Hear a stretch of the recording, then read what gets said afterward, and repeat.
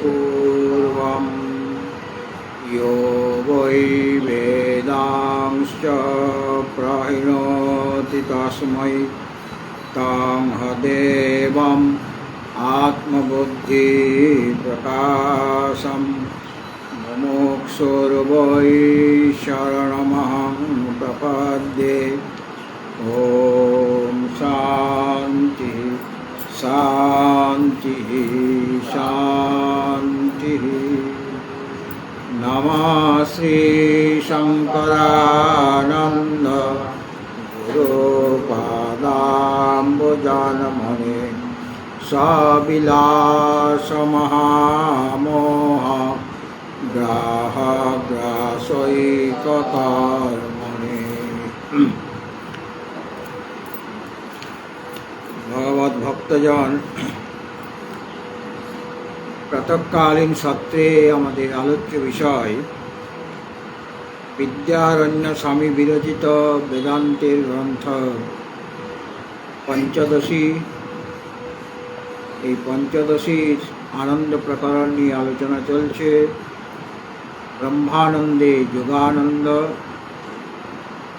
একাদশ অধ্যায়। ইতিপূর্বে আমরা এই অধ্যায়ের ৬৭ সংখ্যক শ্লোক পর্যন্ত আলোচনা করেছিলাম। আজ ৬৮ থেকে হবে। তৎপূর্বে আমরা ৬১ নম্বর শ্লোক থেকে সমবেত হয়ে পাঠ। ৬১ ব্রহ্ম বিজ্ঞানমানন্দমিতি বাজসনেন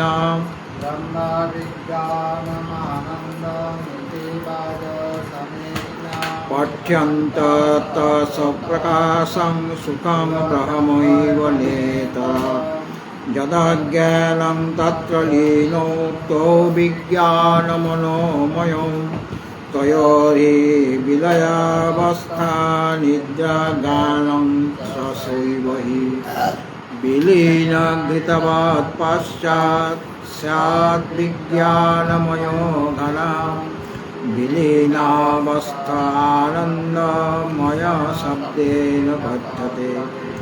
সুক্তি পূর্বক্ষণে বুদ্ধি বৃত্তির্যা সুখবিম্বিতা শৈব তদ্বিম্ব সহিতা লীনানন্দময়স্ততঃ অন্তর্মুখোয় আনন্দময় ব্রহ্মসুখং তদা ভুঙ্ক্তে চিদ্বিম্বযুক্তাভিরজ্ঞানোৎপন্নবৃত্তিভিः अज्ञानवृत्तया सूक्ष्मा विस्पष्टा बुद्धिवृत्तयः इति वेदान्तसिद्धान्त पारला प्रवदन्ति।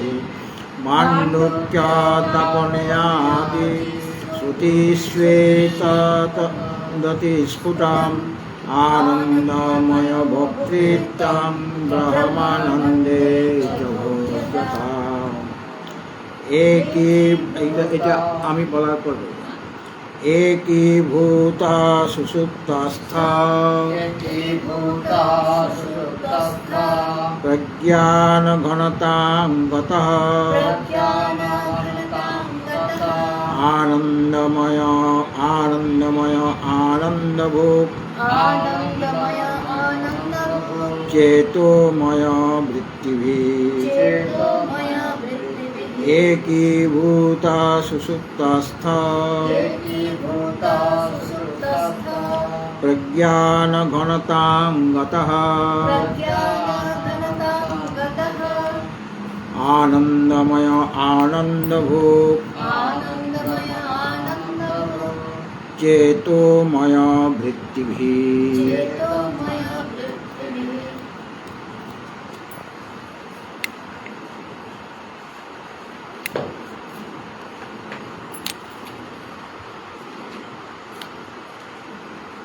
ভগবত ভক্তজন, পঞ্চদশীর একাদশ অধ্যায় ব্রহ্মানন্দে যোগানন্দ বিষয়ে আলোচনা চলছে। আমরা ৬৭ সংখ্যক শ্লোক পর্যন্ত আলোচনা করেছিলাম। পূর্বে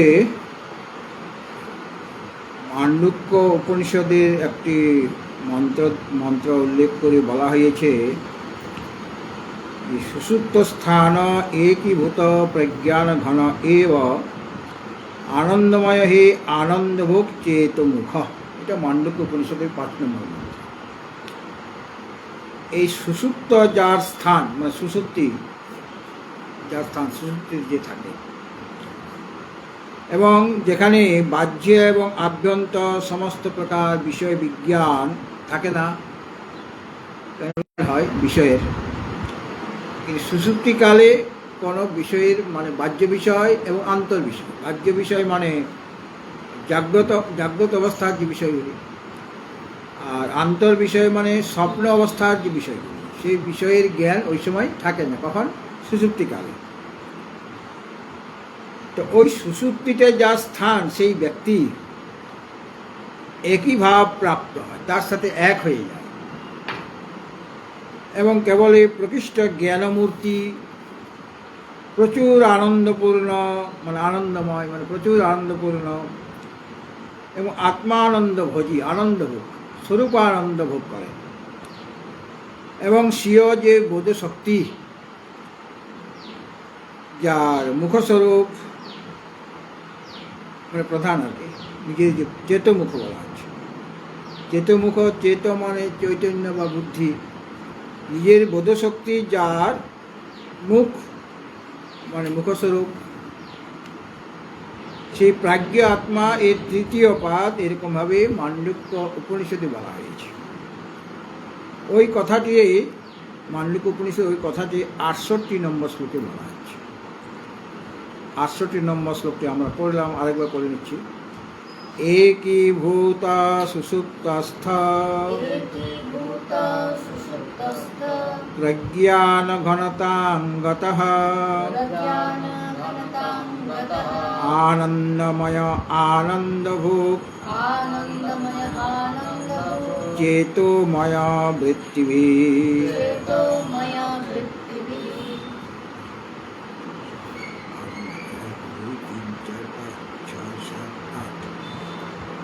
এইভাবে পড়তে হবে, আনন্দময় আনন্দ ভোগ চেতোময় বৃত্তিভি। তাছাড়া এটা 8টা হবে না, হ্যাঁ। আনন্দময় এখানে 5টা আছে, তারপরে আনন্দ দিয়ে থাকে, আনন্দময় আনন্দ ভোগ চেতোময় বৃত্তিভি। আনন্দ ভোগ চেতোময় বৃত্তি, ভোগটা না নিলে এইদিকে 8টা অক্ষর আসছে। তো একীভূত সুষুপ্তস্থ, সুষুপ্তস্থ মানে সুষুপ্তিতে যে স্থিত, তাকে বোঝানো হচ্ছে। সুষুপ্তস্থ শব্দ অর্থ এখানে মূলে শ্লোকে আছে সুষুপ্তস্থ, মানে সুষুপ্তিতে যিনি স্থিত আছেন, মানে সুষুপ্ত যে পুরুষ, যিনি সুষুপ্তি অবস্থায় আছেন, তার জাগ্রত অবস্থা বা স্বপ্ন অবস্থা নেই, এখন সুষুপ্তি অবস্থা আছে। সেই সুষুপ্তিতে যিনি স্থিত আছেন, সুষুপ্ত অর্থাৎ সুষুপ্ত মানেই যিনি সুপ্ত আছেন, মানে নিদ্রিত হয়ে আছেন। কোথায় নিদ্রিত হয়ে আছেন? কোন কালে? না সুষুপ্তিকালে।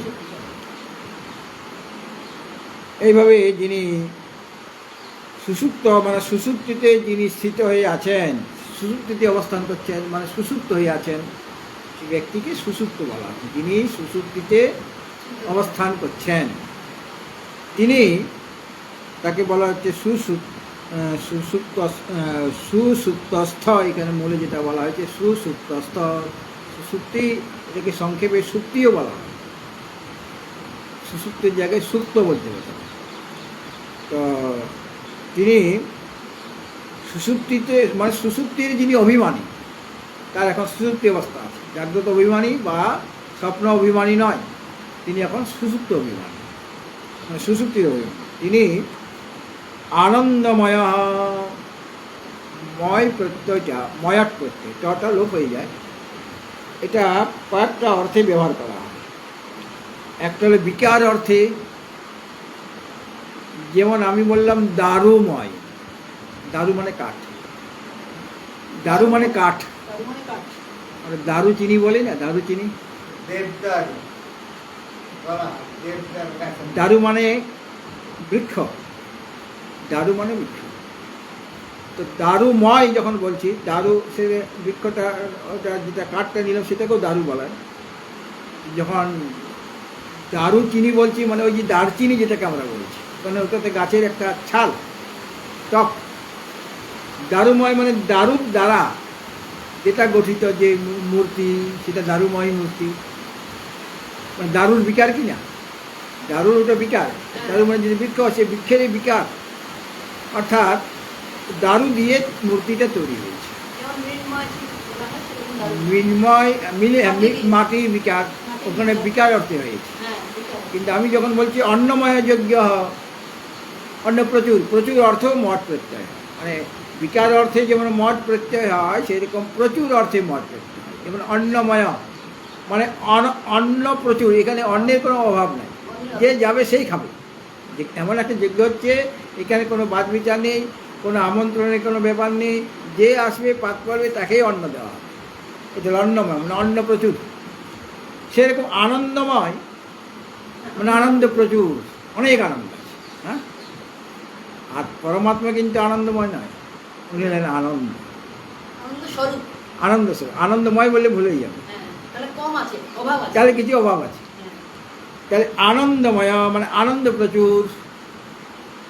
আনন্দ, অনেক আনন্দ আছে, কিন্তু আনন্দের একটু অভাবও আছে, সেখানে আনন্দময় শব্দটা উল্লেখ করা। আর আত্মার মধ্যে তো আনন্দের সীমা, ঊর্ধ্ব সীমা, এর পরে আর কোনো অতিরিক্ত আনন্দ নেই, সেখানে অন্য কিছু নাই।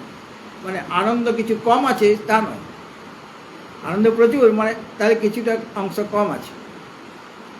আর যখন আনন্দ বলছি তখন পুরো আনন্দ, তিনি আনন্দ স্বরূপেই।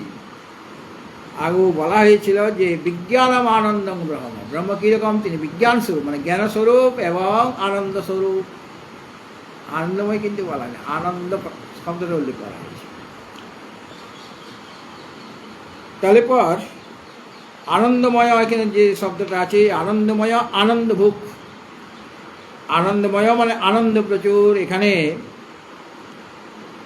প্রচুর অর্থে, প্রাচুর্য অর্থে মঠ প্রত্যয় করা হয়েছে। মঠের টটা থাকে না, লোপ হয়ে যায় ব্যাকরণ নিয়ম অনুসারে।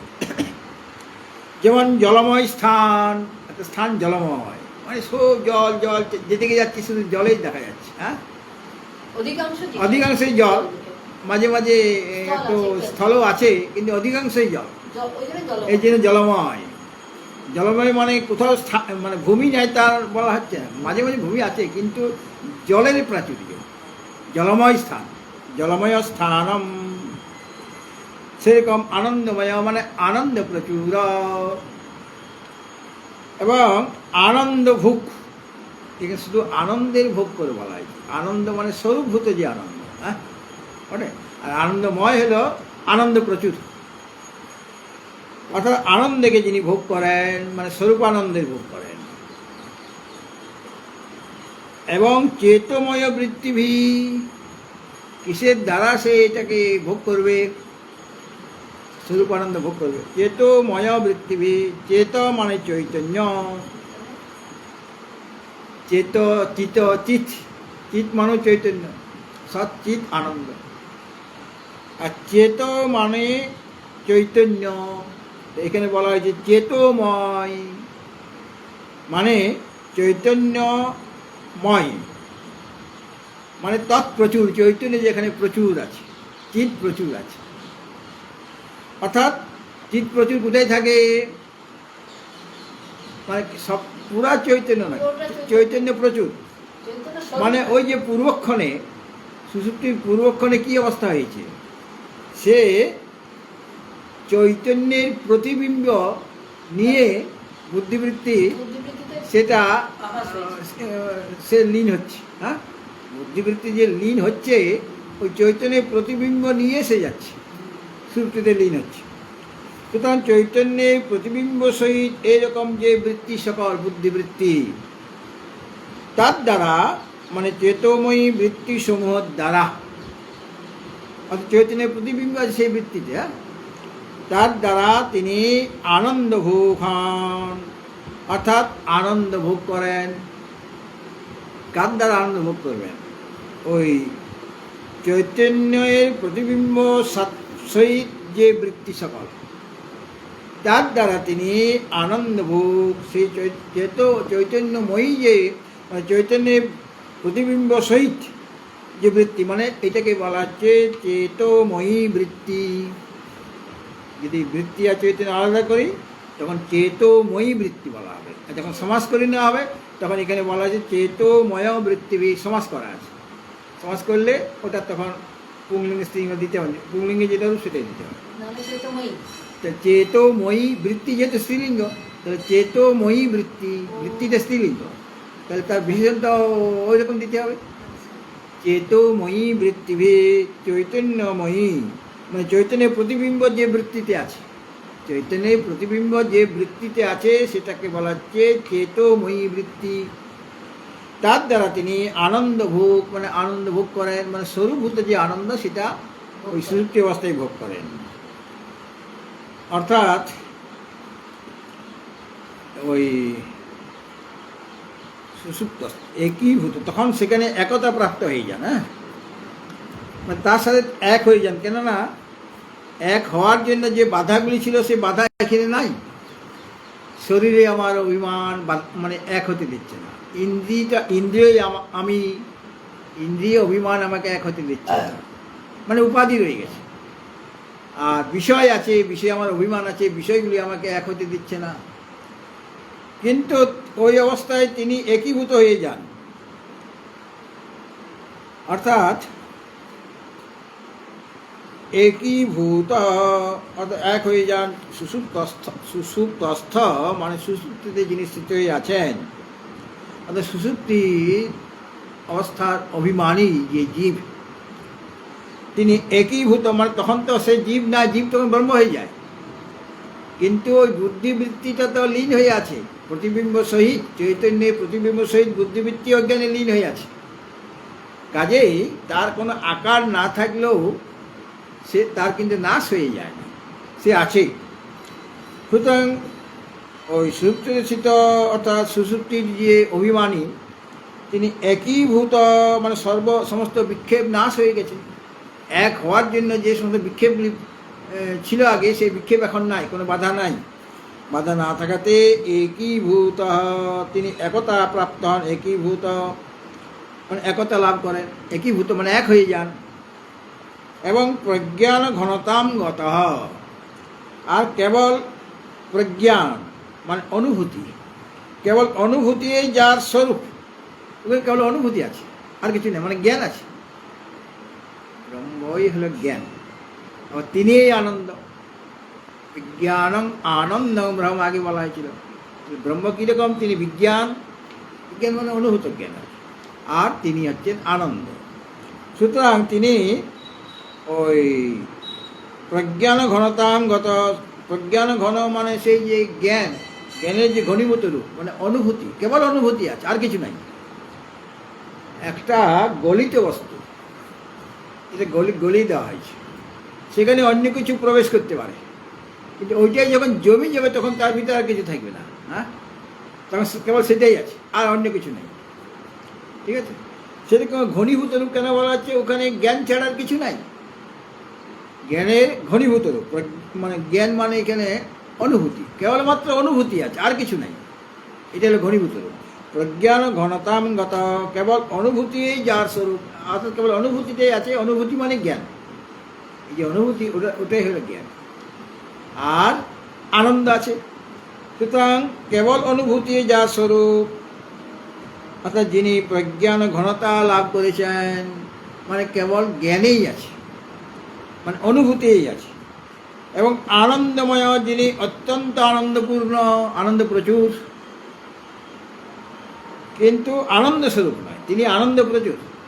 আনন্দ স্বরূপ হতে গেলে আর কোনো রকম আর উপাধিত কিছুই থাকবে, সব লয় হয়ে যাবে, অজ্ঞানও থাকবে। তিনি আনন্দ হোক, অর্থাৎ তিনি স্বরূপ আনন্দ ভোগ করেন।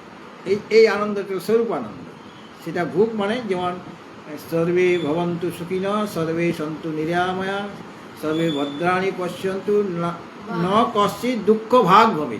মা মা কশ্চিৎ দুঃখ ভাগ ভবে, কেউ যেন দুঃখের ভাগই না হয়, অর্থাৎ কেউ যেন দুঃখ অনুভব না করে, কারো যেন দুঃখ না থাকে। দুঃখকে ভোগ করা, সুখ যেমন ভোগ হয় তেমন দুঃখ তো ভোগ হয়, দুঃখ ভাগ যেন কেউ না হয়, মানে দুঃখ যেন কেউ ভোগ না করে। হ্যাঁ, সেই আনন্দ ভোগ মানে কেবল আনন্দ ভোগ করবেন। কি আনন্দ? স্বরূপানন্দ। এটা শুধু আনন্দ আছে, এই জন্য স্বরূপানন্দ আছে।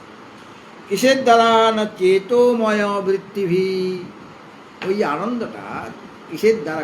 একটা বৃত্তি লাগবে তো, সেই বৃত্তিটা বলছেন চৈতন্য প্রতিবিম্ব বিশিষ্ট যে বৃত্তি, যেখানে চৈতন্যের প্রতিবিম্ব আছে, সেই চৈতন্যের প্রতিবিম্ব বিশিষ্ট যে বৃত্তি, সেই বৃত্তির দ্বারা ওই আনন্দ ভোগ হন, তিনি স্বরূপানন্দ ভোগ করেন।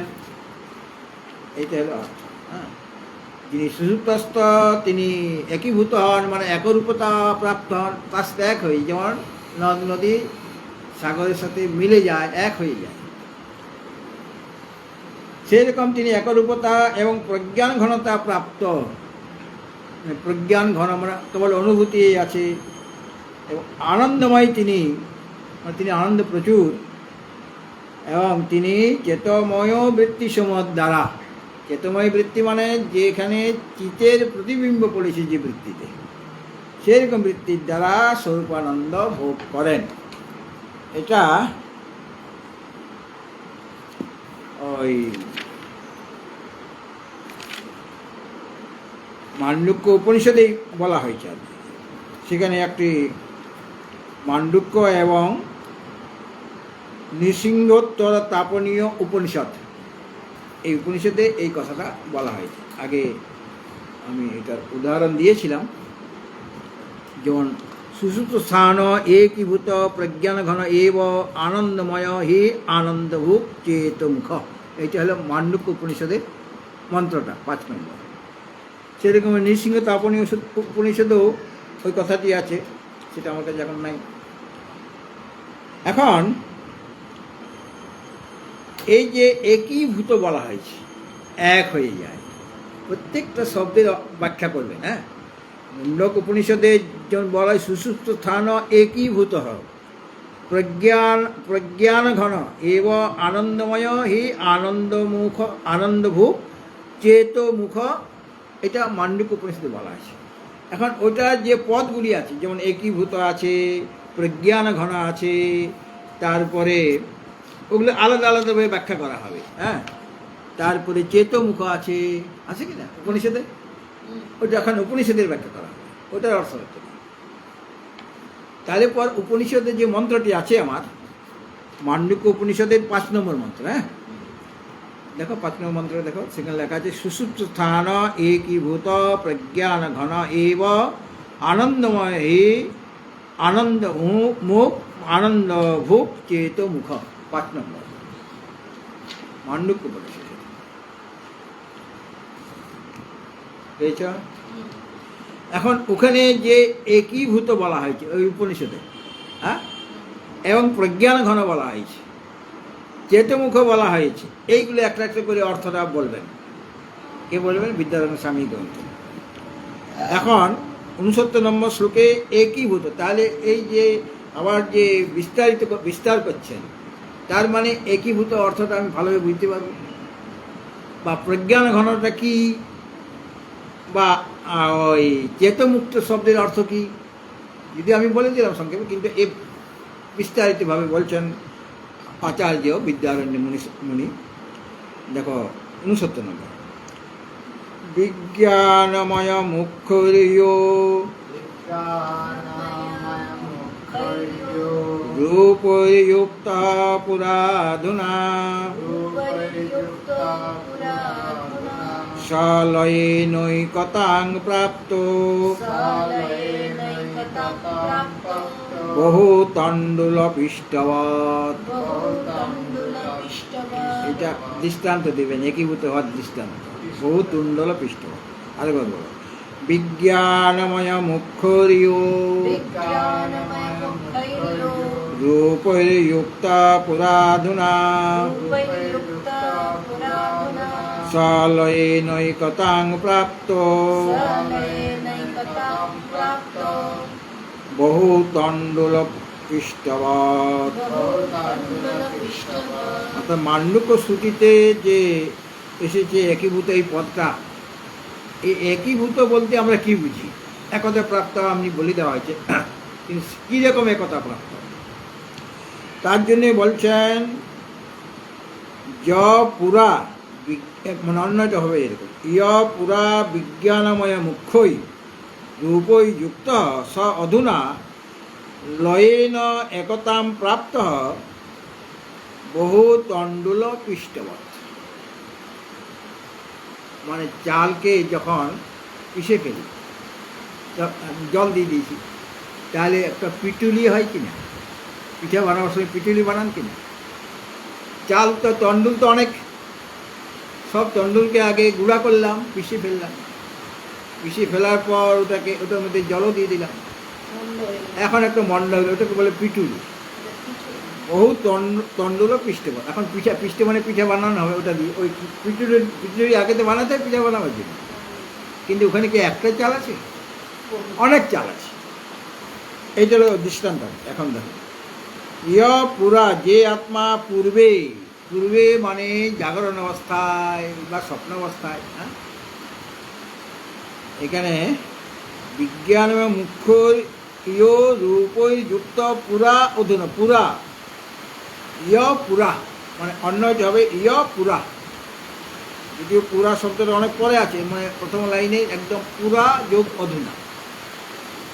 আর রূপই ইয় রূপই যুক্ত, ইয় মানে ইয় বিসর্গ ছিল, ওকার হয়ে গেছে, ইয় পুরা। অর্থাৎ যে আত্মা পূর্বে মানে জাগরণ অবস্থা, মানে সুযুক্ত অবস্থার পূর্বে, তখন জাগরণ অবস্থা বা স্বপ্ন অবস্থা থাকবে। তো পূর্বে, পূর্বে মানে জাগরণ অবস্থায়, তার পূর্বে কে? সৃষ্টির পূর্বে স্বপ্ন আর জাগরণ আছে, দুটি অবস্থা হতে পারে। সেখানে বিজ্ঞানময় মুখ্যই প্রথমে দেখা আছে, বিজ্ঞানময় মুখ্যই। বিজ্ঞানময় মুখ্যই মানে বিজ্ঞান প্রভৃতিরূপ।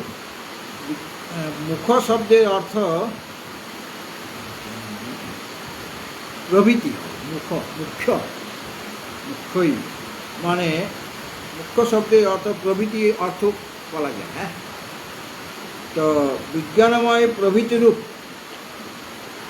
বিজ্ঞানময় মুখ্য মানে প্রভৃতি, বিজ্ঞানময় প্রভৃতি মানে বিজ্ঞানময়, মনোময়, এগুলি। হ্যাঁ, আচ্ছা, এরকম মুক্তই মানে প্রভৃতি, আদি যেটা বলা হয়। আদি বলে প্রভৃতি, যেমন শরীর আদি, শরীরাদি মানে শরীর মুখ্য মানে শরীর আদি।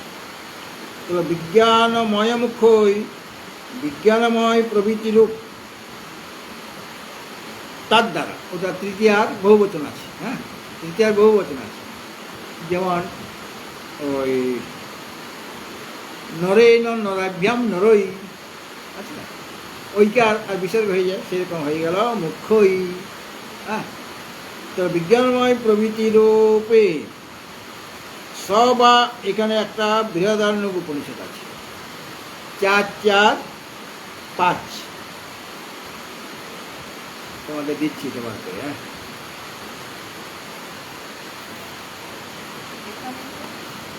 হ্যাঁ না, এই বইটাতে আছে, আমি তোমাকে দিচ্ছি না।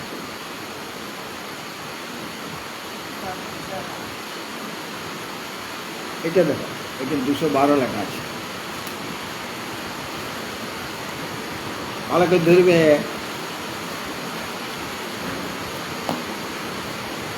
পেয়েছো? 212 লেখা আছে, 212 না 92। 292 লেখা আছে, 4-4-5, তাই তো?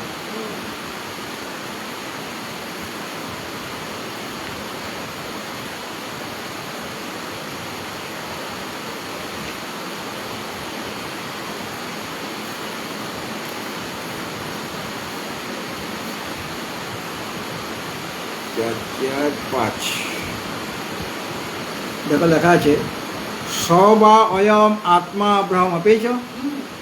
স বা অয়ম আত্মা ব্রহ্ম বিজ্ঞানময় মনোময় প্রাণময় চক্ষুর্ময় শ্রোত্রময় পৃথিবীময় আপোময় বায়ুময় আকাশময় তেজোময় অতেজোময় কামময় অকামময় ক্রোধময় অক্রোধময় ধর্মময় অধর্মময় সর্বময়স্তদ যদ এতদ ইদমময় অদোময়, ইদমময় এই যা কিছু সামনে দেখছি, আর অদোময় মানে যেটা দূরে আছে, ইদমময় মানে যেটা সামনে যে বস্তুগুলো দেখছি সেটা ইদমময় হয়ে গেল, যে দূরে আছে অদোময়।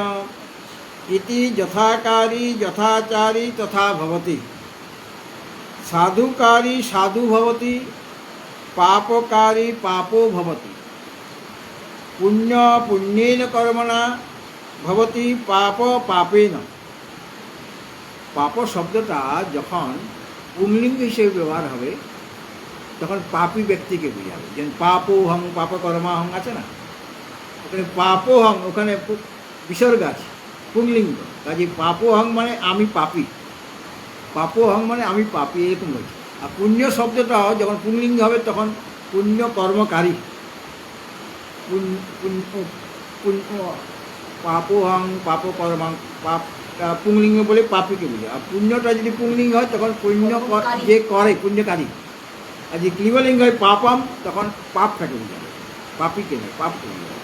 পুণ্যম যদি বলা হয় তখন পুণ্যকে বোঝাবে যদি ক্লিবলিঙ্গে বলা হয়, আর যদি পুংলিঙ্গে বলা হয় তখন পুণ্য মানে পুণ্যকারী, পাপহ মানে পাপকারী। অথ খলু আহু কামময় এবয়ং পুরুষ ইতি স যথা কামো ভবতি তৎক্রতুর্ভবতি, যৎ ক্রতুর্ভবতি তৎ কর্ম কুরুতে, আর যৎ কর্ম কুরুতে তৎ অভিসম্পদ্যতে। এটা খুব প্রসিদ্ধ মন্ত্র, হ্যাঁ খুব প্রসিদ্ধ মন্ত্র। এখানে বলা হচ্ছে যে যিনি আত্মা তিনি অবশ্যই ব্রহ্ম, স বা অয়ম আত্মা ব্রহ্ম, অর্থাৎ যিনি আত্মা তিনি এই ব্রহ্ম, তিনি অবশ্যই ব্রহ্ম। ইনি এই বিজ্ঞানময়, ইনি এই মনোময়, ইনি এই প্রাণময়, ইনি এই চক্ষুময়, সত্যময়, পৃথিবীময়, আপোময়, বায়ুময়, আকাশময়, তেজময়, অতেজময়, কামময়, অকামময়, ক্রোধময়, অক্রোধময়। আর তিনি ধর্মময়, অধর্ম করলে তখন অধর্মময় হয়ে যাবে। ইনি সর্বময়, লোকে যে বলে ইনি ইদংময়, এই সব কিছু যা আছে। ইনি অদোময়, অদোময় মানে দূরের বস্তুগুলিকে যিনি অদোময়। ইনি যেরকম কার্যকারী, যেরকম কার্য করবেন সেই রকমভাবে আচারী হন, যেমন কার্য করে তার আচার আচরণ সেরকম হয়ে থাকে, সেই রূপে হয়ে থাকেন।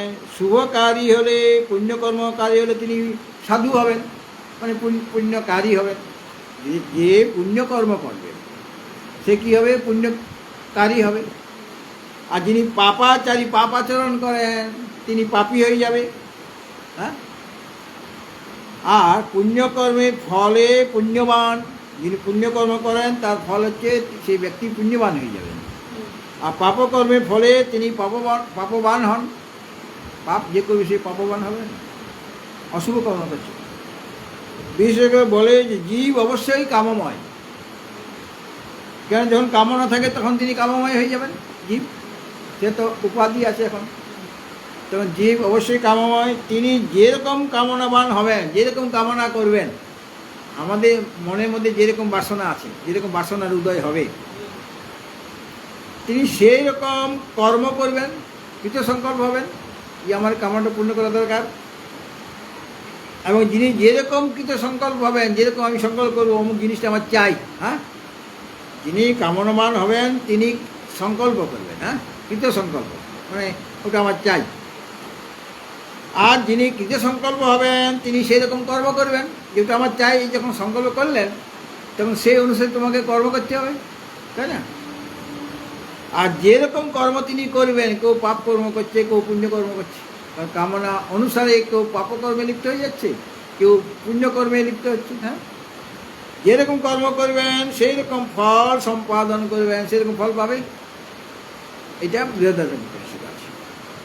এখন এই বৃহদারণ্যকের মন্ত্রটি তুলে এখন এটা বোঝাবার চেষ্টা করছি যে সব অয়ম আত্মা ব্রহ্ম বিজ্ঞানময় মনোময়,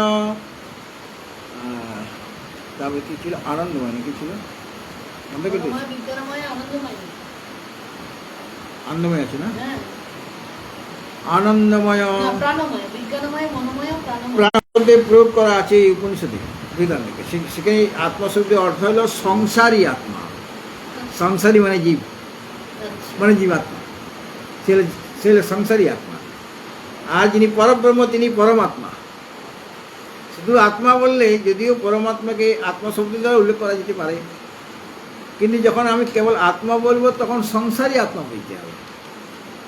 আর মনে করো 9টার সময় এখানে টিফিন খাওয়ার নিয়ম, টিফিন তৈরি হয়ে গেছে, আমি যাচ্ছি বলছি, মানে রাগ হয়েছে আমার, খাবো না। তো কী ব্যাপার, তুমি যাচ্ছ না কেন, তুমি খাবে না? না আমি খাবো না। তখন মা কি বলবেন? আত্মাকে কষ্ট দিতে নেই, বলে কি না, খেয়ে নে পিত্তি পড়ে যাবে, আত্মাকে কষ্ট দিতে নেই। তাহলে এই যে বললেন মা, সে তো আত্মা সম্পর্কে তার কিছু জ্ঞান নাই, অথচ এই শব্দটা প্রয়োগ করেন, হ্যাঁ। প্রত্যেক মাই প্রয়োগ করেন একদম ঠিকই বলেছেন। যে আত্মাকে কষ্ট আত্মা দিতে নাই, পাবে, অনেকে শুনেছে এটা। আত্মাকে কষ্ট দিতে নাই। তো আত্মার কি কষ্ট? আত্মার কোনো কষ্ট নেই। আত্মা মানে উনি শরীরকে বুঝাতে চাইছেন, শরীরকে কষ্ট দিতে নাই। কাজে খেয়ে নাও, পিত্তি পড়ে যাবে, তোমার অসুবিধা হবে বলে। হ্যাঁ, ওখানে আত্মা বলতে শরীরকে বুঝিয়েছেন। এখানে যে আত্মা আছে, মানে আত্মা শব্দের অনেক অর্থ গীতাতেই পেয়েছি। আত্মা মানে কখনো ইন্দ্রিয়কে বুঝাতে আত্মা শব্দের প্রয়োগ হয়েছে গীতাতে, কখনো মনকে বুঝাতে আত্মা শব্দের প্রয়োগ হয়েছে, কখনো জীবাত্মাকে বুঝাতে আত্মা। আর আত্মশুদ্ধ হয়ে যোগিন কর্ম কুর্বন্তি আছে না, আত্মশুদ্ধ। আত্মশুদ্ধ মানে মনের শুদ্ধিতে। হ্যাঁ, আত্মা মানে মন। তাহলে পর এখানে আত্মা মানে সংসারী আত্মা, মানে জীবাত্মা, যে নিজেকে জীব মনে করছে, মানে যার অনেক উপাধি আছে, অনাত্মাগুলি উপাধি তার, সেই সংসারী আত্মা যে সমস্ত উপাধি যোগে তন্মত্ব প্রাপ্ত হয়, তন্ময় হয়ে যাচ্ছে, উপাধির জন্য তন্ময় হচ্ছে, কখনো প্রাণময়, কখনো বিজ্ঞানময়, ওই উপাধি যোগে এরকম হয়ে যাচ্ছে। হ্যাঁ, তো যে এই যে সংসারী আত্মা যে সমস্ত উপাধি যুগে তন্ময়ত্ব প্রাপ্ত, মানে তন্ময় হয়ে যাচ্ছে, তৎ রূপটা ধারণ করছে, সেই সমুদ্রে নির্দেশ করছেন ওই বেদান্ত উপনিষদে। সেই আত্মা প্রকৃতপক্ষে ব্রহ্মই, যে আত্মা সব অয়ম আত্মা ব্রহ্ম। এই যে সংসারী আত্মা জীব, সে কিন্তু ব্রহ্মস্বরূপই। হ্যাঁ, ওটা সব অয়ম আত্মা ব্রহ্ম, এই যে আত্মা মানে সংসারী আত্মা, সে ব্রহ্মই। কিন্তু তিনি কি হয়ে যাচ্ছেন, কিন্তু উপাধি যোগে তিনি বিজ্ঞানময় হয়ে যাচ্ছেন, আর অন্নময় হলো স্থূল শরীর। তাহলে পর বিজ্ঞানময় মানে বুদ্ধির সাথে অভিন্ন রূপতা প্রাপ্ত হয়ে যাচ্ছে ওই সময় উপাধি যোগে, মানে পঞ্চজ্ঞানেন্দ্রিয় প্লাস বুদ্ধি, তাহলে বুদ্ধির সাথে সে অভিন্ন হয়ে যাচ্ছে, কে? এই সংসারী জীব। কেন? উপাধি যোগে তিনি বিজ্ঞানময় হয়ে যাচ্ছেন। আবার কখনো মনোময় হচ্ছে, অর্থাৎ মনের সাথে অভিন্ন হয়ে যাচ্ছে, মনের সাথে অভিন্ন রূপ হয়ে যাচ্ছে। এই প্রকার কখনো প্রাণময় হয়ে যাচ্ছেন, কখনো চক্ষুর্ময়, কখনো সত্যময়। সত্যময় মানে পার্থিব, যে পার্থিব শরীর সেটা হলো পৃথিবীময়। এই যে এই শরীরটা হলো পার্থিব শরীর, পৃথিবীর ভাগ বেশি এখানে। আকাশ, বায়ু, অগ্নি, জল, পৃথিবী পঞ্চভূত দিয়ে শরীর গঠিত হয়। ঠিকই। এখন সেটাকে আমি যেখানে পৃথিবী, ওইটার মধ্যে 5টা ভূত আমার আছে, কিন্তু কম বেশিতে থাকতে পারে। ভাগ তো সেভাবে সমান সমান করা দেখিয়েছে। ভাগ তো পঞ্চীকৃতে তোমার হলো, এটা স্থূল আকাশ, স্থূল বায়ু, স্থূল অগ্নি, স্থূল জল, পৃথিবী। এখন 5টা জিনিস আমি পেয়ে গেছি, একটা রং তৈরি করেছি, 5 রকমের রং আমার আছে। সেটার থেকে আমি 5টা রঙই আমি নিলাম, কিন্তু কোনো একটা বেশি নিয়ে নিলাম, হলুদ রঙটা বেশি নিয়ে নিলাম, তাহলে তার রঙটা অন্যরকম হবে কি না? কিংবা কোনো সময়ে ওই যে ভিপজিও, যেটা বেনি অসহ কলা, বেগুনি রঙটা আমি বেশি নিয়ে নিলাম, 7টা রঙে আমি মেশাচ্ছি, কিন্তু কম বেশি হয়ে নানা রকম রঙ আমি তৈরি করতে পারি না। 7টাই তো আমার অরিজিনাল রঙ। বেনি অসহ কলা পড়েছে তো ভিপজিও, বেগুনি, নীল, আকাশি, বেনি মানে আকাশি, সবুজ, হলুদ, কমলা, লাল ইত্যাদি।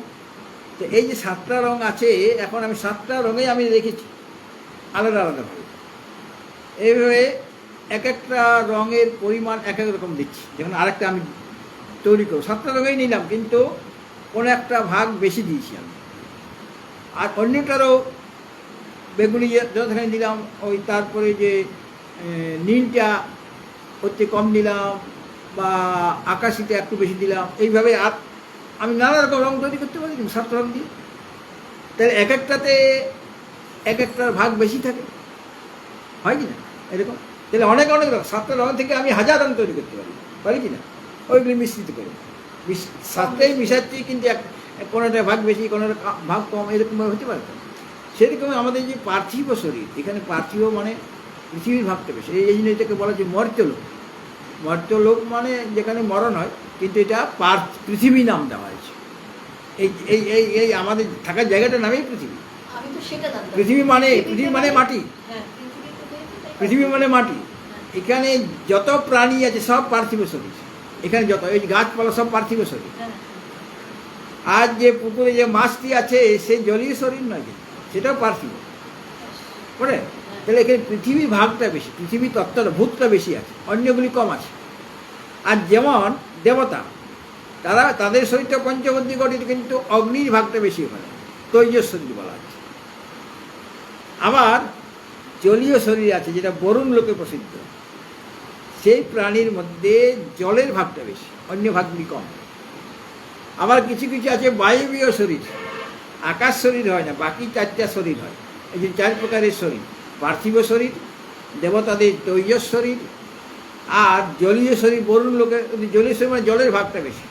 আমাদের পুকুরে বা সমুদ্রে নদ নদীতে যে মাছ বা নানা রকম জলীয় প্রাণী, জলজ প্রাণী থাকে, তারা কিন্তু জলীয় শরীর না, তারা পার্থিব শরীর, তাই এই পৃথিবী লোকে আছে তারা। পৃথিবীকে আমি মনে করি। আর যারা ভূত প্রেত, তাদের দেখতে পাও কি? বায়ু। যেটা দেখছে সেটা ভয়ে, না এরকম ভূতের গল্প শুনে শুনে তুমি ভূত দেখছো। আসলে ভূত বলে ভূত আছে, কিন্তু তুমি দেখতে পাবে না, কারণ সেটা বায়বীয় শরীর, বায়ুর ভাগটা বেশি। এই 4 রকমের শরীর আমাদের, যেমন জরায়ুজ, অন্ডজ, সেদজ, উদ্ভিজ্জ। জরায়ুজ, অন্ডজ, সেদজ, উদ্ভিজ্জ, এটা পৃথিবী লোকের ভাগ, পৃথিবী যাদের পার্থিব শরীর। আবার এটা মনুষ্য লোকের 4 প্রকারের ভাগ: জরায়ুজ, অন্ডজ, সেদজ, উদ্ভিজ্জ। আর স্বর্গলোকের যে দেবতা, ওদের তৈজস শরীর, আমাদের মতো ভাত মুড়ি খাবে না, ফলমূল দেন কিনা ভগবানকে, ফলমূল প্রসাদ রূপে দেন কিনা, আপেল দিয়েছেন, কলা দিয়েছেন, আঙুর দিয়েছেন, অনেক কিছু দিয়েছেন। ভোগ নিবেদন করলেন, এই যে কী করলেন মা, ভোগ নিবেদন করলেন, চোখটা বন্ধ করবে না, ভোগ নিবেদন করলেন। তাহলে ভোগ নিবেদন করা মানে মা খেলো, মাকে ভোগ লেগে মা খেলো। যতখানি আমি দিয়েছিলাম একটা রেকাবিতে, ততখানি আমি ফেরত পাচ্ছি, কিন্তু মনে হচ্ছে ততখানি ফেরত আসে নাই, মা খেয়ে নিয়েছেন। এটার মধ্যে যে তৈজস ভাগ ছিল, ওই যে যা কিছু দিয়েছে তেজ অংশ, সেটা তিনি গ্রহণ করে নিয়েছেন। বাকিটা প্রসাদ রূপে আপনাদের ছেড়ে দেওয়া হয়েছে, প্রসাদ তৈজস অংশটা নিয়ে নিয়েছে। আড্ডাপিঠে ওই রকম দূরে থাকে অনেক, এই যে মন চাল ডাল, সেই রকম। হ্যাঁ, ঠাকুর ঘরে ঢুকাবার মতো অত জায়গা নাই, মানে অনেক লোক প্রসাদ পাইতো, তাই সেই রকম অত সব জিনিসগুলো ভোগে লাগানো হবে। তা ওখানে একটা ভোগ ঘর আছে, এমনভাবে রাখা হবে জিনিসগুলিকে যাতে মা ওই মন্দির থেকে দেখতে পায়, মাঝখানে কোনো বাধা নেই, সেইভাবে তৈরি। যখনই ভোগ নিবেদন করা হলো, মা দৃষ্টি দিচ্ছেন ওই ভোগে, মানে ভোগ, ওটা ভোগ হলো, মানে মানে ভোগ নিবেদন করা হচ্ছে। তারপরে ওটা ভোগ যখন লাগানো হলো, ওটা ভোগ, মা ওখান থেকে দৃষ্টি দিয়ে তৈরি অংশ নিয়ে নিচ্ছেন, ভোগ লাগছে। তারপরে যেটা রয়ে গেল ওটা প্রসাদ, ওটা ভোগ না, ওটা প্রসাদ। হ্যাঁ, কাজেই ওই তৈরি ভাগটা নিয়ে এইভাবে 4 রকমের শরীর, মানে সমস্ত ব্রহ্মাণ্ড জুড়ে: পার্থিব শরীর, জলীয় শরীর, তৈজস শরীর এবং বায়বীয় শরীর। আর এটা পার্থিব শরীর হলো, এর মধ্যে বিভাগ আছে জরায়ুজ, অন্ডজ, সেদজ, উদ্ভিজ্জ।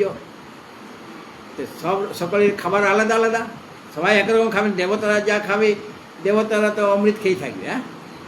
তা আমাদের যদি আমাকে স্বর্গে নিয়ে মহারাজ চলেন, মাকেও নিয়ে চলুন। বলে ওখানে মহারাজ বস্তু পাওয়া যাবে? দেবতাকে জিজ্ঞেস করছি।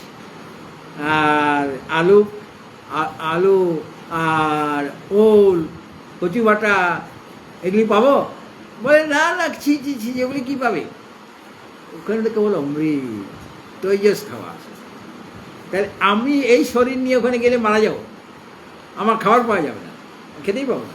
যেতেও পারে। কাজে না, যাবো যখন পুণ্যকর্ম করে যাওয়া যায়, তখন আমার শরীরটা আলাদা হয়ে যায়, স্বর্গীয় শরীর পাবো। সেই স্বর্গীয় শরীরে তখন তৈজস শরীর হয়ে গেল আমার, তখন তৈজস খাবার আমি খেয়ে নেবো, যা ভোগ লাগাবে তোমরা আমরা পেয়ে যাবো, তৈজস অংশটা নিয়ে নেবো।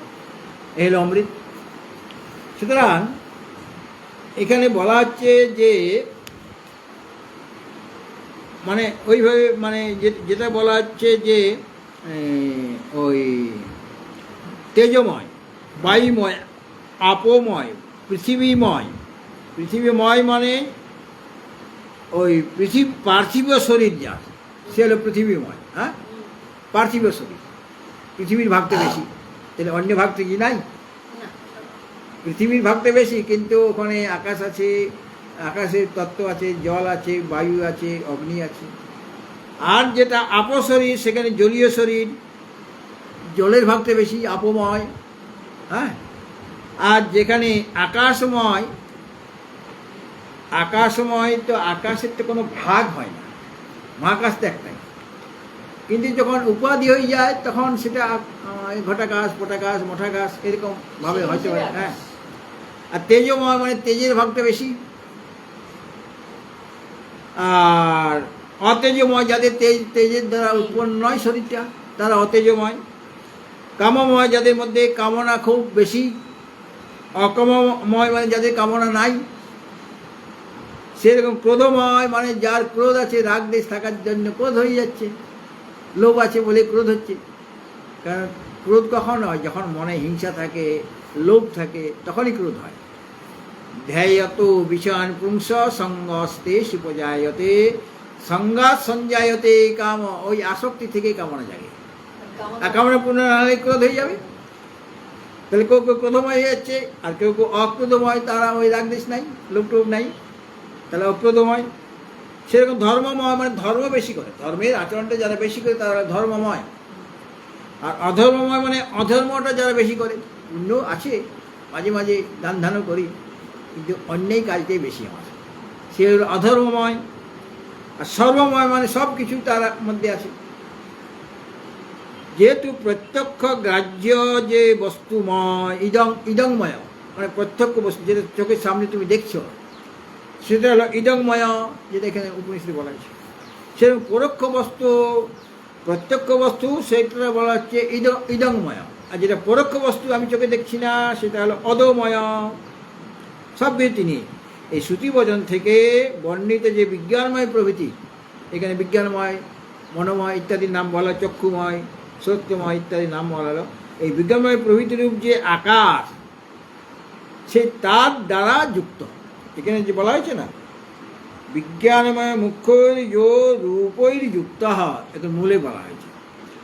অর্থাৎ এই বিজ্ঞানময় প্রভৃতিরূপ যে আকাশ, কখনো বিজ্ঞানময়ের সাথে এক হয়ে যাচ্ছে, কখনো মনোময়ের সাথে এক হয়ে যাচ্ছে, কখনো চক্ষুর সাথে এক হয়ে যাচ্ছে, কখনো পৃথিবীর সাথে এক হয়ে যাচ্ছে। এই যে আকার, তার দ্বারা, রূপ মানে আকার, এই বিজ্ঞানময় মুখ্য, বিজ্ঞান মুখ্য মানে প্রভৃতি, বিজ্ঞানময় প্রভৃতির দ্বারা প্রভৃতির যে আকার, সে আকারের দ্বারা যুক্ত, মানে যুক্ত ছিলেন, এই আকারের দ্বারা যুক্ত ছিলেন।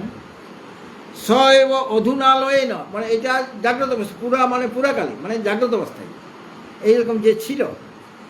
স এব সেই যে সংসারী জীব, সংসারী জীবের কথা বলেছে, মানে সংসারী আত্মা বলা হয়েছিল, মানে সংসারী জীব, সে এখন সুষুপ্ত হয়ে গেছে।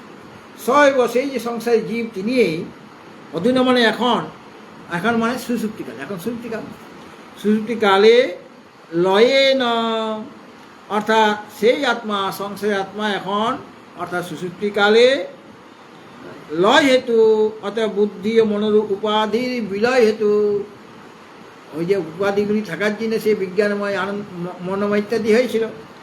কিন্তু বুদ্ধি এবং মনোরূপ উপাধি, মানে বিজ্ঞানময়ের জন্য বুদ্ধি উপাধি, মনোময় যে কোষ তার জন্য মন উপাধি। হ্যাঁ, তাহলে বুদ্ধি মনোরূপ উপাধির বিলয় হতো লয়ে না সব অধুনা লয়ে না, এখানে মূলে আছে লয়ে ন একতাং প্রাপ্ত। লয় হচ্ছে লয়ের দ্বারা একতাং প্রাপ্ত, একতা প্রাপ্ত হয়েছে, লয় হয়ে গেছে। ঘটাকাশ, ঘটের লয় হলে ভেঙে গেলে তখন ঘটাকাশ আর নাই, মহাকাশ হয়ে গেছে। তাহলে পরে উপাধির যখন লয় হয়ে গেল, লয়ে না উপাধির লয় হয়ে গেল, উপাধি ছিল বুদ্ধি মন প্রভৃতি, এদের লয় হয়ে গেল, লয় হওয়াতে একতাম প্রাপ্ত, একতার একাকারতা যুক্ত হন, এক হয়ে যান, তার সাথে এক হয়ে যান, কার সাথে? ওই ব্রহ্মানন্দের সাথে। তদ বিষয়ে দৃষ্টান্ত দিচ্ছেন বহু তণ্ডুল পৃষ্ঠবৎ। বহু তণ্ডুল, সেটাকে আমি পিষ্ট করেছি, পেশা না, পেশা হয়ে গেছে। হ্যাঁ, অনেক তণ্ডুল মানে চাল ছিল, এখন আমাকে পিঠে বানাতে হবে, কাজে সেগুলি আগে তো পিষ্ট করুক, মানে পেশন করুক, তো সেটা পিষ্ট হয়ে গেল এবং তার মধ্যে জল মনে করা আছে, সেটাকে বলা হচ্ছে পিটুলি। তো পিটুলি যেমন সব চাল এক হয়ে গেছে, যত চাল ছিল, এখন চালগুলি আলাদা করা যাবে কি? কিন্তু অনেক চাল আছে, বহু তণ্ডুল পৃষ্ঠবৎ, অনেক তণ্ডুলের পৃষ্ঠ, সেখানে একটা তণ্ডুলকে মানে এত এত তণ্ডুল, মানে হাজার হাজার তণ্ডুল সেখানে আছে। হ্যাঁ, তো সেটা তণ্ডুল কি তখন কি আলাদা আলাদা আছে কি? সব এক হয়ে যায় কি না? তো বহু তণ্ডুল পৃষ্ঠবৎ এদের মতোই একাকার প্রাপ্ত, মানে একাকার কীরকম হবে? বহু তণ্ডুল পৃষ্ঠবৎ, মানে পিটুলিতে যেমন হবে সব এক হয়ে গেছে, আলাদা নাই। আগে আলাদা আলাদা চাল ছিল, এখন আলাদা আলাদা চাল নাই, সব এক হয়ে গেছে। ওখানে যেমন সব একাকার প্রাপ্ত হয়, যে উদাহরণ, অর্থাৎ বহু তণ্ডুল দ্বারা উৎপন্ন যে পিটুলি, তার মতো সে পিটুলিতে সব এক হয়ে গেছে, আলাদা আলাদা তণ্ডুল আর খুঁজে পাওয়া যাবে না। তারপরে যেমন একই ব্যক্তি, একটা সুন্দর দৃষ্টান্ত দিচ্ছে, একই ব্যক্তি, ব্যক্তি একজনই, দেবদত্ত মনে করো, সে যখন রান্না করে তখন তার নাম কি হবে? পাচক। দেবদত্ত, তার নাম এমনি দেবদত্ত, কিন্তু যখন রান্না বান্না করবে, নারায়ণ মহারাজ রান্না করলে তাকে পাচক বলা, যে রান্না করছে পাচক, তা তিনি পাচক। আবার যখন পাঠ করছেন, পাঠক, যখন কলেজে ইউনিভার্সিটিতে লেকচার দিচ্ছেন, ওই ব্যক্তি প্রফেসর, অধ্যাপক, অধ্যাপক হয়ে গেলেন। আর যখন বেদ পাঠ করছেন নিজে, তখন তিনি পাঠক। আর যখন তিনি লেকচার দিচ্ছেন, তখন তার নাম হলো অধ্যাপক। আর যখন তিনি কানে ফু দিচ্ছেন, কানে ফু দিচ্ছেন, দীক্ষা দিচ্ছে, মানে কি? গুরুদেব। কানে ফু দেওয়া মানে কি? দীক্ষা দেওয়া। তো তখন তাকে কি বলি? গুরুদেব। ব্যক্তি তো একজনই, দেবদত্ত, সে তখন গুরুদেব হয়ে গেল। রান্না করলে পাচক, আর এমনি পাঠ করলে পাঠক। আর উনানে ফু, মানে গুরুদেব বলতে অন্যরকম হবে, উনানে ফু দিলে সে পাচক। উনানে আগে যে নল ছিল না, বাঁশের, কাঠের উনান, কাঠের উনান, তো মাঝে নিভে যাচ্ছে, তো ফু দিল, তো ফু দিলেই সে পাচক হয়ে গেল, মানে রান্না করছে। আর কানে ফু দিলে সে গুরুদেব। আর কলেজে ছেলে মেয়েদের কানে ফু দিলে, মানে উপদেশ দিচ্ছে, শুনছে কানে, সে অধ্যাপক হয়ে গেল। আর শঙ্খে যদি ফু দেয়, শঙ্খে পুরোহিত, শঙ্খে ফু দিলে সে পুরোহিত, সে পূজা করছে। পূজা করতে গেলে শঙ্খে ফু দিতে হবে কিনা? তাহলে এই যে 4 রকমের ফু আমাদের, একটা হলো নলে ফু, শঙ্খে ফু, আর কানে ফু, 3টে। আর ওটা অধ্যাপক তো কানে ফুই হয়ে যাচ্ছে মনে হয়। অধ্যাপক যে লেকচার দিচ্ছে সেটা কানেই শুনে। 4টে ফু, ওই শঙ্খে ফু বলেছি, 3টে ফুইতে পাচ্ছি, 8টা ফু খুঁজে পাচ্ছি না। তো এক ব্যক্তি তো একজনই, কিন্তু তার নাম আলাদা আলাদা হয়ে যায় কিনা? সেরকম ভাবে একই ব্রহ্মাত্মা, তিনি কখনো বিজ্ঞানময় হয়ে যাচ্ছেন, কখনো মনোময় হয়ে যাচ্ছেন, কখনো অন্নময় হয়ে যাচ্ছেন, এই সমস্ত আলাদা আলাদা হয়ে যাচ্ছে। ব্যক্তি একই, যেরকম যেরকম যেরকম কাজ করছে সেরকম তার নামটা হয়ে যাচ্ছে। তো ব্যক্তি একই, সে হলো ব্রহ্মাত্মা।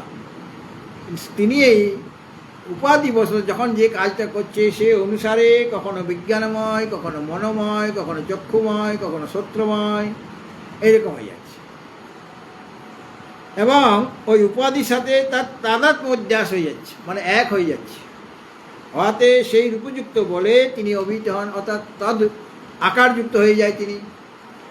এটা এখানে বলতে চেয়েছেন।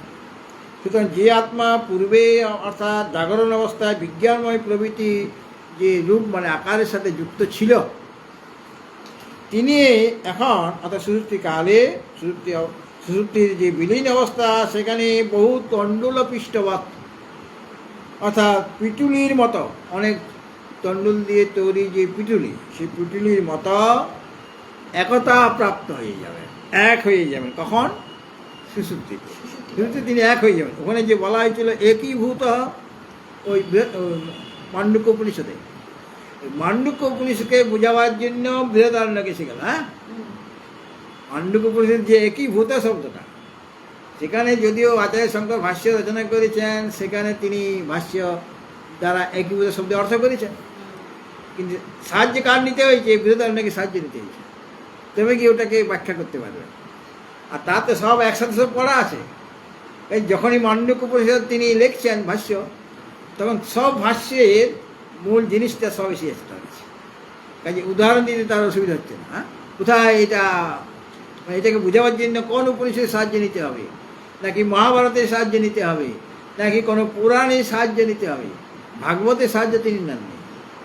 কেননা আচার্য শঙ্করের সময়ে এই যে ভাগবত আমরা পাই, সেটা ছিল না। আচ্ছা, বলে। এই ভাগবত অন্য ছিল, অন্য আরও মানে এই ভাগবত ছিল না, অন্য এই যে মহাভারত, রামায়ণ, এগুলির উল্লেখ পাওয়া যায়, বা যোগবশিষ্ঠ রামায়ণ, তার উল্লেখ পাওয়া যায়, ওটা পুরানো। তো ভাগবত কেন ছিল না তখন? এই তো আমরা বলি ভাগবত হচ্ছে ব্যাসদেবের রচিত। তাহলে থাকতো। ব্যাসদেবের রচিত নয়। তাহলে ব্যাসদেবের রচিত হলে ওই সময় থাকতো। সেটি এত অত তিনি শাস্ত্র খুঁজে পেয়েছেন, তার লাইব্রেরিতে আর ভাগবত থাকবে না? তাহলে কার রচিত? তো এই ব্যাসদেবের রচিত এটা নয়, এটা পরবর্তীকালে আমি যদি কোনো প্রসিদ্ধ ব্যক্তির নামে আমার বইটা ছেপে দিই, তাহলে আমার বই খুব বিক্রি হবে। আমি স্বামী রামেশ্বর পুরী বলি, তাহলে আমার বইটার নাম বেশি বিক্রি হবে না বাজারে। আর সেইটা যদি আমি স্বামী বিষ্ণুপুরী বলে চালিয়ে দিই, তার অনেক শিষ্য বক্তা আছে, তারা সবাই কিনবে, যেটা স্বামী বিষ্ণুপুরী লেগে যায়। এটা যেমন নিয়ম একটা ব্যবহারিক, সেরকমভাবে অনেকে নিজের শাস্ত্রের প্রচারের জন্য প্রসিদ্ধ ব্যক্তির নামটা দিয়ে দেন। এটা আমার পণ্ডিতজি বলেছিলেন যে এটা বোপদেব, তিনিও বিরাট পণ্ডিত ব্যক্তি, এদের নিজস্ব কোনো মানে মান যশ লাভ করার ইচ্ছা ছিল না, কিন্তু গ্রন্থের প্রচার তার চাই। কারণ তিনি যেটা লিখেছেন খুব ভালো কথা লিখেছেন, মানে মহাভারত থেকে, রামায়ণ থেকে, উপনিষদ থেকে সব নিয়েছেন তিনি। হ্যাঁ, সাধারণভাবে লেখান নেই, বিরাট পণ্ডিত ব্যক্তি এবং অভিজ্ঞ ব্যক্তি এবং তত্ত্বজ্ঞ পুরুষ বোপদেব, যিনি ব্যাকরণ লিখেছেন, মুগ্ধবোধ ব্যাকরণ যিনি লিখেছেন, তিনি বোপদেব। তিনি বিরাট পণ্ডিত মানুষ। তিনি দেখলেন এটা গ্রন্থ আমি লিখব সকলের কল্যাণের জন্য, কিন্তু বোপদেবের নামে হলে সেটা সংসারে প্রচার পাবে না। এই কারণে তিনি ব্যাসদেবের নাম নিয়ে লিখে দিলেন, ব্যাসদেব বিরচিত, তাহলে খুব প্রচার হবে। ভাগবতটা সাধারণ মানে গ্রন্থ নয়, সমস্ত শাস্ত্রের সার। গীতার কথা বলা আছে, মহাভারতের কথা বলা আছে, মহাভারতের শ্লোকগুলি হুবহু পাওয়া যাবে, উপনিষদের কথা বলা হবে, মানে বিভিন্ন জায়গায় যে ভালো ভালো যে যা পেয়েছেন সব একত্রে গঠিত করেছেন। এবং যে ভগবানের যে লীলা, সেটা তো অন্য শাস্ত্রে আছে, অন্য পুরাণে আছে, বিষ্ণু পুরাণে পাওয়া যাবে, ব্রহ্মবিবর্ত পুরাণে পাওয়া যাবে, ওই পুরাণ থেকে নিয়েছেন। তিনি গণেশ লিখছেন, ব্যাসদেব বলছেন। ওটা তো মহাভারত, ওটা তো মহাভারতের কথা। কিন্তু ভাগবতটা ওই নয়, মহাভারতের জন্য ওটা 1 লক্ষ শ্লোক আছে, শতসহস্র সংহিতায়। আর ভাগবতের জন্য গণেশকে প্রয়োজন হয় না, সেখানে তো বোপদেব লিখেছে। এবং গণেশ মহাভারত যে 1 লক্ষ শ্লোক, তার জন্য আমার গণেশের দরকার, ব্যাসদেবের। কেননা সে ভাব থেকে বলতে আরম্ভ করে, নিজের ভাবে বলতে আরম্ভ করে। আর ভাবে বললে, লিখতে গেলে ভাবটা নষ্ট হয়ে যাবে। তার মানে ভাগবত- এই জন্য গণেশকে বললেন। গণেশ তো ফটাফট তুলেছে। হ্যাঁ এবার যে ভাগবত হয়েছিল, হ্যাঁ। ওই প্রসঙ্গটা তুলেছে। হ্যাঁ, গণেশকে নিয়ে এসে এরকম- না সেটা তো মহাভারতের জন্য, এই ভাগবতের জন্য নয়। সে ব্যাখ্যা করতে করতে বললো এখানে। না সেটা তো আমি বলছি, সেটা ব্যাখ্যা করতে করতে অন্য গ্রন্থের কথা বললে ভাগবতের কথা উচ্চারণ করবে। শুনো, ভাগবতের জন্য গণেশের কোনো প্রয়োজন নেই। তখন ভাগবতই নাই তো গণেশ কী করবে? যেটা প্রসিদ্ধ অর্থ আর কি, আমার পণ্ডিতজি বলেছেন এটা। আর ভাগবতের কথা তিনি কেন লিখলেন না? ভাগবতে অনেক ভালো ভালো শ্লোক আছে, যেটা গীতার ভাষ্য রচনা করতে গিয়ে ওটা লেখা দরকার ছিল তার, বা উপনিষদে ব্যাখ্যা করার সময় ওই ভাগবতের প্রসঙ্গ টানতে পারতেন তিনি। কেন? এত ভালো ভালো শ্লোক আছে, অনেক ভালো ভালো শ্লোক আছে, সেটা তিনি করেন না। তার মানে ওই সময় ছিলই না বইটা। আর মহাভারতের জন্য গণেশ লিখবেন আর উনি বলে যাবেন। আর গণেশ তো বিরাট বুদ্ধিমান। গণেশ বলছে আমি লিখবো, কিন্তু থামানো চলবে না আমাকে, আমি লিখে যাব, মাঝখানে যেন আমাকে থামতে না হয়। মানে ফটাফট ফটাফট বলবেন। হ্যাঁ, সেটা তো শোনা গেছে। বলে এতে দেখি মহাবিপদ। এটা আমি আমি আমি তো শ্লোক, আমার তো শ্লোক তো মুখস্থ করে বলবো না, আমার তো সাথে সাথে আমাকে রচনা করতে হবে শ্লোকটা। তাহলে আমি অত তাড়াতাড়ি রচনা যে করবো, আমাকে তো সময়ই দেবেন। এই তো লেখা মানে কলম স্টপ করা যাবে না, লিখে যাবে। তখন ব্যাচ দেবে, ওপরে কন্ডিশন দেবে, বলে হ্যাঁ আমি বলে যাব, কিন্তু আমার শ্লোকগুলি না বুঝে তুমি লিখবে না। আমার শ্লোক বুঝতে হবে, বুঝে বুঝে লিখবে, না বুঝে তুমি কোনো কিছু লিখবে না। বলে হ্যাঁ। তো তাও দেখি গণেশ ফটাফট লিখে যাচ্ছে। জ্ঞানী তো। ব্যাসদেব বলে মহাবিপদ হয়েছে। এমন শ্লোক বলে দিলেন তিনি, ওটা বুঝতে তার এখন 1 ঘন্টা সময় লাগবে। এমনভাবে নানা রকম প্যাচ দিয়ে বলে দিলেন। গণেশ কলম থেমে গেছে, এটা তো না বুঝে লেখা যাবে না।